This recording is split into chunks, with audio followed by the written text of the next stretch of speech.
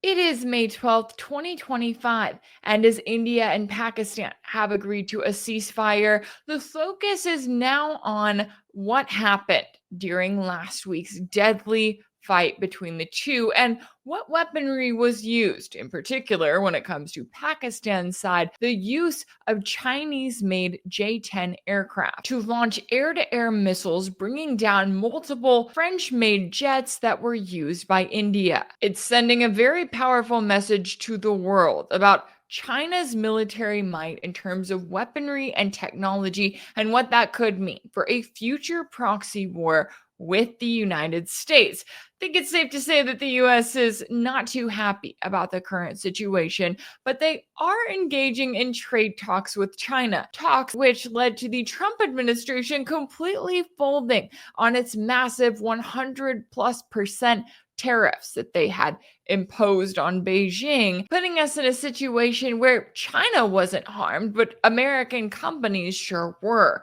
We got into all of the latest and what it means for the ongoing tensions between the world's two largest economies with a special guest earlier. So let's take a listen to that conversation now. Joining me now to discuss is Carl Zaw, a geopolitical analyst and host of the Silk and Steel podcast. Carl, thanks so much for taking the time to join me.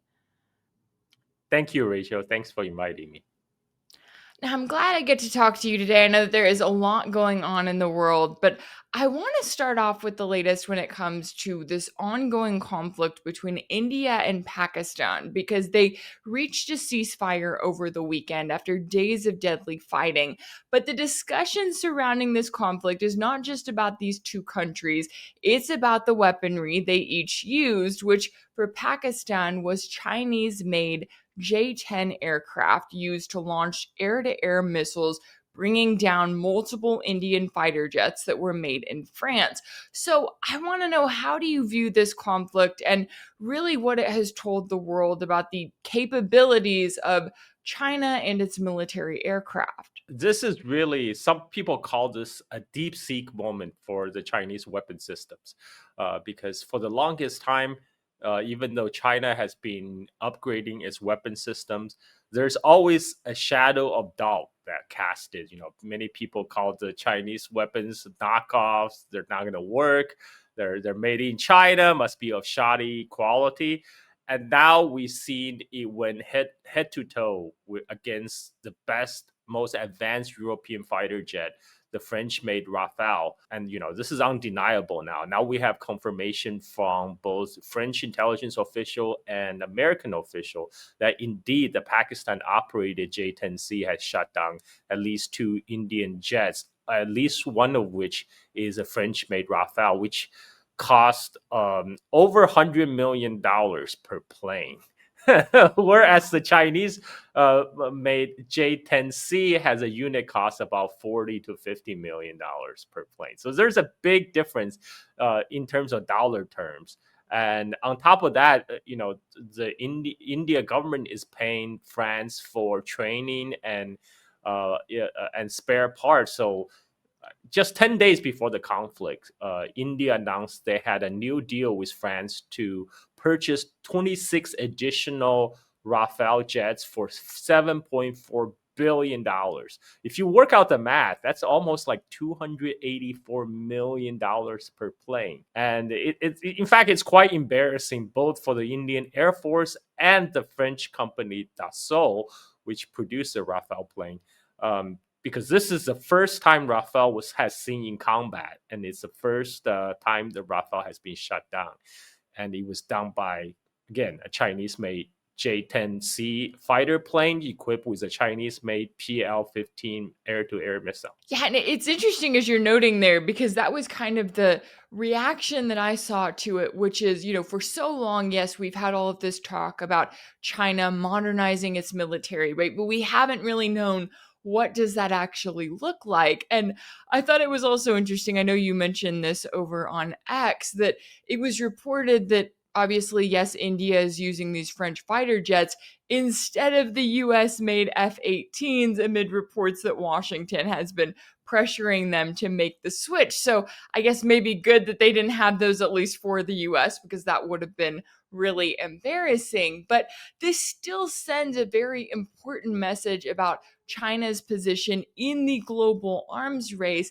And yet, China is the one that is not arming extremists, overthrowing governments, right? Kind of forcing its power on various countries around the world. That's the US, and the US tries to act like we have all of this military might. But what does that tell us when we're now in this position when it's like China may be a real competitor, but they're waiting to show that might until it needs to be used? One thing to note is China do not attach any preconditions when they sell their weapons. So Pakistan also bought American made F-16 jets, but US had Pakistan sign a end user agreement where Pakistan must agree not to use F-16 in a war with India, which kind of severely restricts the utility of F-16. And this is why in the latest conflicts, Pakistan relied on the Chinese J-10C instead.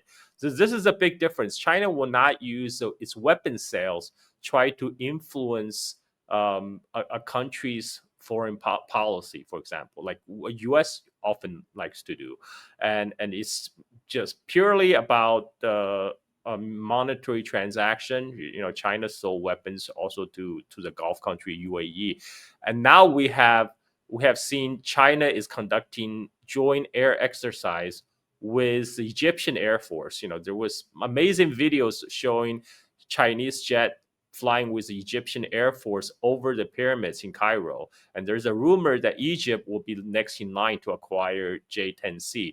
And this latest air battle that took place in India and Pakistan, this only give further impetus for other countries who are thinking about acquiring Chinese jet, because first of all they're proven to be reliable in battle, and it's a lot cheaper than the alternative.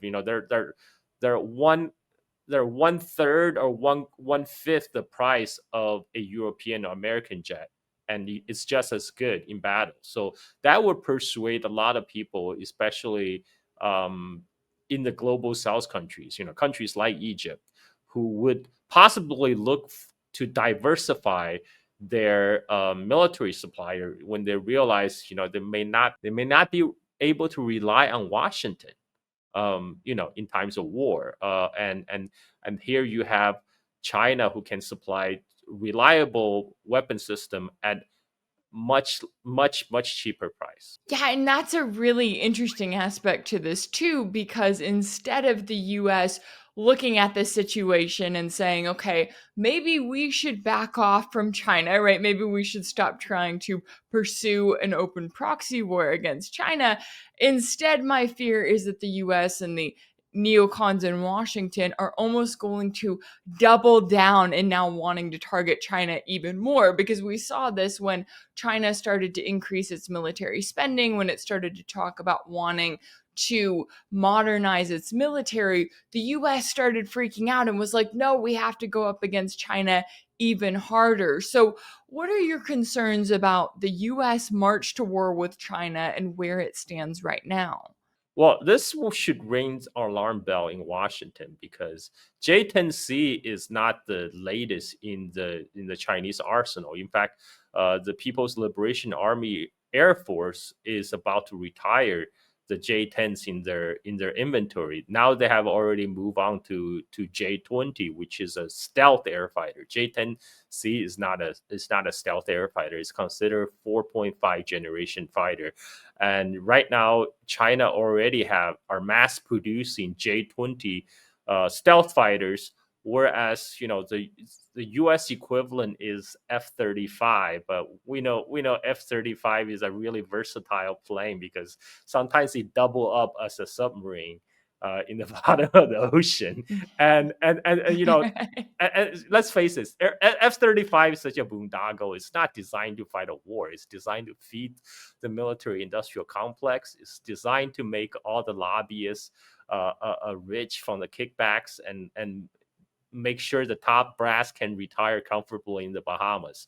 They're not designed to fight wars. And then there's a matter of industrial capacity. China can crank out these stealth fighters at much greater rate than Washington at this point. And this is due to the policy of Wall Street to offsource American manufacturing to East Asia for the last 40 years. The manufacturing has hollowed out so much in the United States. Now it's starting to affect the defense industries. The Pentagon has admitted that China has 200 times the shipbuilding capability than United States. The U.S. have about 3 shipyards that can produce warships, whereas any one of China's shipyards, China's Jiangnan shipyard next to Shanghai, is about 7 times larger than any of the American shipyard.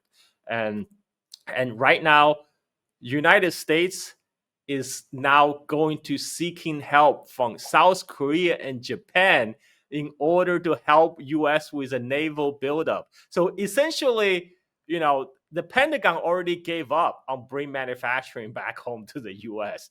They went to there was actually a U.S. law that prohibits United States from purchasing foreign warships, and now the Pentagon is working with the Congress to skirt that legislation. Now they're trying to get U.S. warship fitted, retrofitted, or built in South Korean shipyard because it will be much cheaper. This is where we are today. United States now have to rely on South Korea and Japan to continue its naval buildup versus China. I mean, this is kind of the sad state of the way that the U.S. elite have hollowed out its own manufacturing. Now it's even affecting the military-industrial complex. I think they were going to look at the air battle in India, Pakistan, and realize, oh crap, China has much more up their sleeves in terms of next generation weapons. Also, China just tested their 6th generation fighters, 6th generation stealth fighter, 2 prototypes, whereas United States next 6th generation air fighter, the so-called NGAD, the next generation air dominance fighter, that's still on the drawing board. They're still debating whether it's going to be a manned aircraft, unmanned aircraft, and it's still at the PowerPoint presentation phase, whereas China already had their prototype flown in the sky, and they're looking to mass produce at maybe in the 2030s. So United States is already behind. It's behind so much now. US is falling behind in its military industrial complex. So that's where we are, Rachel. Yeah, I never thought I would see the day, right? With the US, given the fact that, we talk about how the US has outsourced so much, right? So much of our manufacturing to other countries, and that the military industrial complex was our main product. And yet now we're seeing that that's not even going to be able to stand up to the competition from a country like China. Now, I do want to move over to the talks that are happening, right? We did see talks over the weekend happen in Geneva, which resulted in officials from both sides announcing that they reached a deal to roll back most of the recent tariffs and call a 90-day truce in their trade war for more talks on resolving these trade disputes. Now, U.S. Trade Representative Jamieson Greer said that the U.S. agreed to drop its 145% tariff on Chinese goods by 115 percentage points down to 30%, while China agreed to lower its rate on US goods by the same amount down to 10%. So, how do you view the significance of these talks and of this deal that was just made? Well, I have never seen top Chinese officials openly acting out so optimistically in a press conference. The Chinese vice premier, he was in talk with Treasury Secretary Scott Bessent. He was practically beaming in the press conference. I mean, basically, Trump folded like a origami paper crane, and we're now rolling back all the way back to the quote unquote liberation day, right? So we're talking about China gets a 10% tariff, like all the countries in the world, plus a 20%, the so-called fentanyl tariff, and so that's the level before April 2nd, the so-called Liberation Day announcement. So what has the Liberation Day accomplished then? For US, well, not much. Well, I would argue for China, it actually accomplished a lot because you show the world that US is not a serious country. And China actually come out looking like the true global leader. China stood up to the United States and US backed down. And in return, that inspire other countries like Japan also to say no to the United States. This is I think there's the problem, Rachel, is that U.S., especially the Trump administration, they lack strategic clarity when it comes to China. They don't really know what they're doing, and this was reflected when the Japanese trade delegation was in Washington to ask them, okay, we're here to find out what you want, and they the Trump administration came back with, what's your offer? And the Japanese delegation were totally confused because they travel all the way here to find out what the Americans really want, and then they came away with the impression that the Trump administration don't really know what they want, and so they ended up with no deal. And I think China went into this trade talk also trying to find out, exactly what's U.S. intention, and I think to everybody's surprise, Trump totally just folded and rolled back.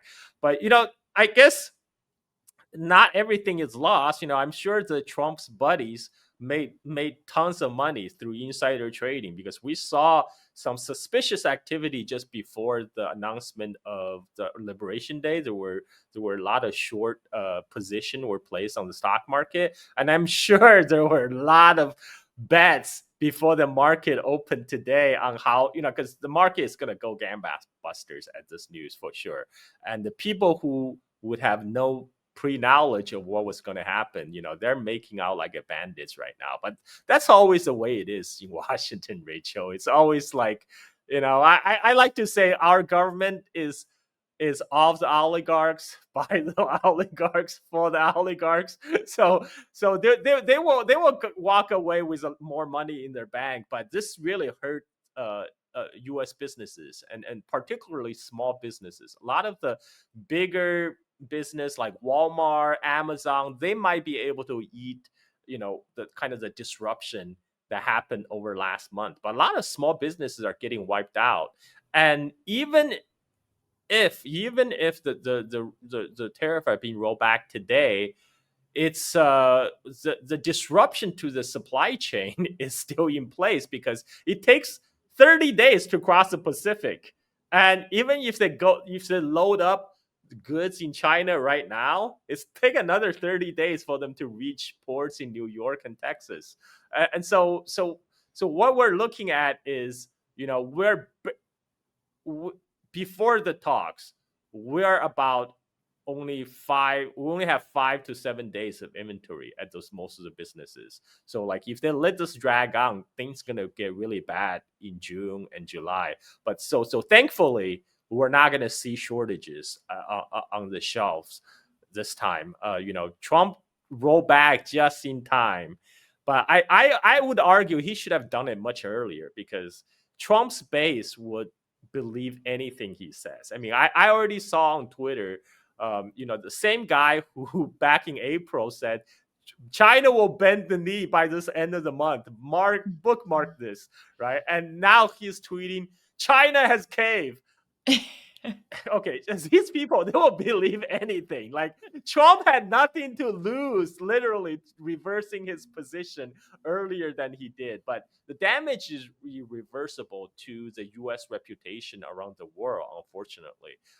Now the whole world have seen that these jokers in Washington, man, they're not serious people, and it's gonna take a long time to rebuild that trust. But the positive side is we might still be in time to save back to school sales. So that's where we are. Yeah, and it's so interesting because even just looking at the tariffs that Trump was rolling out, as you were noting, on this so-called Liberation Day, I mean, he's slapping tariffs on countries around the world they're going, hey, we're trying to work with you, right? We're trying to help you with this transition away from any reliance on China, and now you're hitting us with tariffs.